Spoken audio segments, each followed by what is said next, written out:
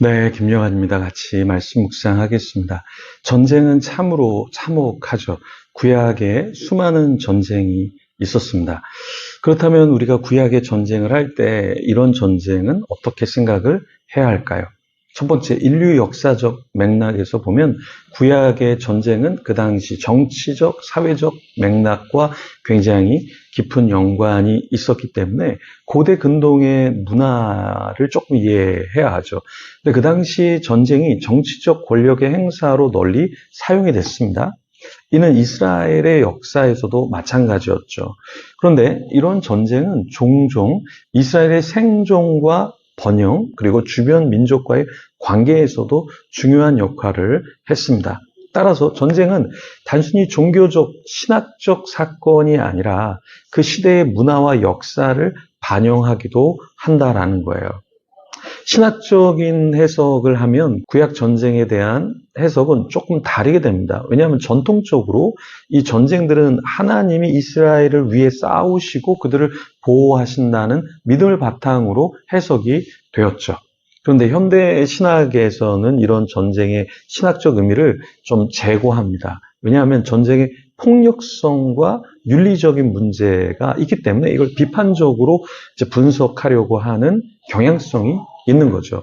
그러니까 이런 구약의 전쟁이 오늘날 윤리, 도덕, 사회적으로 하나님의 정의와 사랑을 어떻게 반영하고 있는가, 이런 것을 논하기 시작했다라는 것입니다. 그러니까 영적인 전쟁의 면에서 살펴보면 이 구약 전쟁은 영적 전쟁으로 연결되죠. 그러니까 성경 전반에 걸쳐서 하나님이 이스라엘 백성이 신앙적으로 타락하거나 또 하나님을 배반할 때 전쟁을 허락하시고 전쟁 가운데서 하나님과의 관계를 다시 회복하게 하신다는 거예요. 그러니까 이 전쟁이 그냥 전쟁만이 아니라 신앙의 순수성과 공동체성의 연대성, 이런 걸 유지하도록 한다라는 거예요. 그래서 영적으로 전쟁을 볼 때는 전쟁이 그렇게 나쁜 것만은 아닐 수 있다. 왜냐하면 이 전쟁을 통해서 하나님과의 관계, 그리고 또 공동체성의 연대성이 강화되기 때문에 더 하나님과 공동체가 더 깊어지는 그런 면을 갖고 있다라는 겁니다. 자, 10월 27일에 광화문에서 우리가 영적인 전쟁을 하죠. 차별금지법을 반대하는 집회를 합니다. 근데 이것을 우리가 어떻게 이해해야 될까요? 신앙적으로 어떻게 이해해야 할까요? 그러니까 하나님은 광화문 전쟁을 허락하셨을까? 이것을 우리가 살펴봐야 하고요. 하나님께서 이것을 허락하셨다면 그럼 왜 이걸 허락하셨을까? 그러면 이 전쟁을 어떻게 치루어야 할까? 이런 것도 우리는 고민을 해야 한다라는 거예요. 그러니까 전쟁을 허락하신 그 하나님, 그러면 이걸 어떻게 우리가 치루어야 되는가? 이것을 좀 고민해야 하는 것이죠. 민수기 31장 내용을 보면서 그럼 우리는 어떻게 영적인 전쟁을 치루어야 하는가? 오늘날에도 그걸 좀 같이 고민하면 좋겠습니다. 자, 오늘 본문에 1절에서 6절에 보면은 하나님이 모세에게 미디안에 대한 복수의 명령을 내리십니다. 자, 1절에서 5절 같이 한번 읽어 보겠습니다. 여호와께서 모세에게 말씀하여 이르시되 이스라엘 자손의 원수를 미디안에게 갚으라. 그 후에 내가 내 조상에게로 돌아가리라. 모세가 백성에게 말하여 이르되 너와 함께 있는 사람들 가운데서 전쟁에 나갈 사람들을 무장시키고 미디안을 치러 보내어 여호와의 원수를 갚되 이스라엘 모든 지파에게 각 지파에서 1000명씩을 전쟁에 보낼지니라 하매 각 지파에서 1000명씩 이스라엘 100만 명 중에서 12,000명을 택하여 무장을 시킨지라. 자, 하나님은 명령을 통해서 이스라엘 백성들에게 무엇을 말씀하시죠? 전쟁을 준비해라. 그리고 민족적인 집합체가 되도록 하시죠. 이 명령은 신앙적 정체성의 확인이었어요. 그러니까 미디안의 부정적인 영향을 제거하려고 하는 그런 동기가 있었던 거죠. 어떤 퍼레이드나 축제나 집회, 이런 것은 전쟁적인 요소를 갖고 있습니다. 그런데 이 전쟁은 다 부정적인 것만은 아니에요. 앞서 이야기한 것처럼 신앙적인 정체성을 확인할 수 있다. 그러니까 부정적인 영향을 떨쳐버릴 수 있고 제거할 수 있다라는 거예요. 그러니까 동성애자를 우리가 사랑해야 되지만 동성애는 잘못된 거잖아요. 그죠? 동성애자는 품지만 동성행위 이런 것들은 하나님 보시기에 합당하지 않기 때문에 우리가 이것을 법적으로 만들고 차별금지법을 통해서 어떤 반대의 발언도 차단시키는 것은 합당하지 않다. 그래서 우리가 이 영적 전쟁을 하게 되는 거죠. 그런데 이 전쟁을 할 때 중요한 게 뭐냐? 내부적인 적을 만들고 내부가 분열되는 게 아니라 하나님이 함께하는 사람들과 겸손함으로 하나가 되려고 하고 그리고 영적 전쟁을 해야 하는 거죠. 그러니까 우리 집회를 반대하면 사탄이고 마귀고 바퀴벌레야, 이완용이야 이렇게 말하는 것은 반대하지 않는 사람이 들을 때도 너무나 적대적인 발언이 될 수 있고 공격적인 혐오적인 발언이 될 수 있다. 물론 그렇게 말하는 의도가 있다 할지라도 악하기 때문에 악으로 뭔가 대응하는 것은 성경적이지 않다라는 겁니다.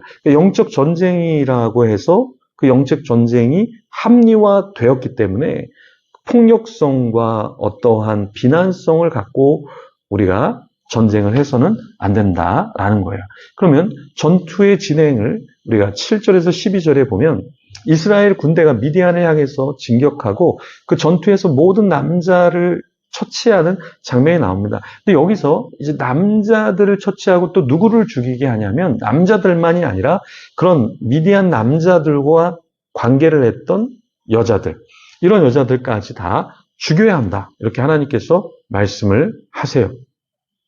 7절과 8절에 보면 그들이 여호와께서 모세에게 명령하신 대로 미디안을 쳐서 남자를 다 죽였고 그 죽인 자 외에 미디안 5 왕을 죽였으니 미디안의 왕들은 에위와 레겜과 수루와 후루와 레바이며 또 부올의 아들 발람을 칼로 죽였더라. 자, 여기 중요한 것은 명령하신 대로 미디안을 쳤어요. 근데 남자를 죽였어요. 그런데 타락한 미디안 남자들과 관계를 가진 여자들까지 죽여야 했다라는 거예요. 그 내용이 뭐냐면 14, 15, 16절을 쭉 보면 14절 모세가 군대의 지휘관 곧 싸움에서 돌아온 천부장들과 백부장들에게 노하니라. 모세가 그들에게 이르되 너희가 여자들을 다 살려두었느냐? 어떤 여자들이에요? 16절 보라 이들이 발람의 꾀를 따라 이스라엘 자손을 부올의 사건에서 여호와 앞에 범죄하게 하여 여호와의 회중 가운데 연병이 일어나게 하였느니라. 그러므로 아이들 중에서 남자는 다 죽이고 남자와 동침하여 사내를 아는 여자도 다 죽이고 남자와 동침하지 아니하여 사내를 알지 못하는 여자들은 다 너희를 위하여 살려둘 것이니라. 처녀들, 자녀들 이런 사람들은 죽이지 않겠어요. 그런데 남자들과 그 남자들과 함께 관계를 가졌던 여자들은 죽이도록 하나님이 명령을 하셨다라는 거예요. 그렇죠? 그래서 우리가 죽일 때 아무나 다 죽이는 것이 아니라 하나님께서 생각하실 때 이러한 전쟁에 이러한 것은 조금 저지시켜야겠다. 그 부분을 우리가 잘 잡아내야 한다라는 거예요. 그렇죠? 아무런 정말 힘이 없는 사람까지 다 죽이는 것을 하나님께서 기뻐하지는 않으신다라는 겁니다. 그리고 여기에 13절에서 24절에 보면 전리품, 포로의 처리에 대해서 하나님께서 말씀하셔요. 그러니까 전투 후에 전리품을 얻게 될 때 여기서 중요한 게 뭐냐? 어떻게 이것을 나누는가? 이것도 하나님께서 관심이 굉장히 많으시다. 26절에서 28절을 보면 너는 제사장 엘르아살과 회중의 수령들과 더불어 이 사로잡은 사람들과 짐승들을 계수하고 그 얻은 물건을 반분하여 그 절반은 전쟁에 나갔던 군인들에게 주고 절반은 회중에게 주고 28절 전쟁에 나갔던 군인들은 사람이나 소나 낙이나 양떼의 500분의 1을 여호와께 드릴지니라. 자, 여기 전리품의 일부는 하나님께 드리라 그랬어요. 그렇죠? 그런데 또 전리품의 반은 누구에게 줘요? 전쟁에 나갔던 군인들. 그리고 또 반은 누구에게 줘요? 회중에게 준다라는 거예요. 여기서 중요한 영적인 원리가 무엇이냐면 어떠한 반대 집회를 할 때, 어떠한 모임을 할 때 다 현장에 나온 사람만, 그 사람들만 참여한 게 아니라 현장에 나오지 않더라도 기도한 사람들, 그리고 자기의 터를 지킨 사람들도 역시 전쟁에 동참한 사람들이라는 거예요. 자, 여기에 반대해, 여기에 안 나와 협력하지 않아 가만두지 않을 거야. 이건 연합의 정신이 아니다라는 겁니다. 여기서도 보면 전투의 결과에서 승리했을 때 전리품을 전쟁의 현장에서 누군가를 죽이고 누군가와 대치해서 싸운 사람만 그렇게 전리품을 가져가는 것이 아니라 마을을 지킨 사람들, 잠잠히 기도했던 사람들에게도 전리품을 주는 것이 합당하다라는 겁니다. 그래서 우리는 공동체를 세워나갈 때 어떻게 해야 될까요? 영적인 전쟁이 있을 수 있어요. 전투가 있을 수 있어요. 그런데 내부의 사람들을 죽이는 것이 아니라